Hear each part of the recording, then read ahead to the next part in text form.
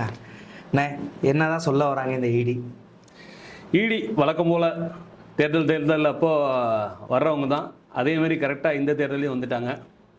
ஆனால் தேர்ந்தெடுத்த இடம்னு பார்த்தீங்கன்னா டிரான்ஸ்ஃபார்மரில் கை வச்சுட்டாங்கன்னு தான் நினைக்கிறோம்.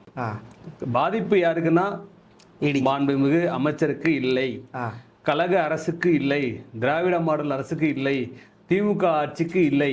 யாருக்கு பாதிப்பு என்றால் மோடி சர்க்காருக்கும் ஈடிக்கும் தான் பாதிப்பு. அவங்க ஒவ்வொரு டைமும் இந்த மாதிரி ஒரு ரைடு கொடுத்து பயமுறுத்த பார்க்குறாங்களா? கண்டிப்பாக மிரட்டி பார்க்குறாங்க, பயமுறுத்த பார்க்குறாங்கன்னா இது காலாக்கு இல்லா. KN நேருவோட கோட்டை, மலைக்கோட்டை மாமன்னர். அவர் ஒரு பெரிய அரசியல் ஜாமவான்.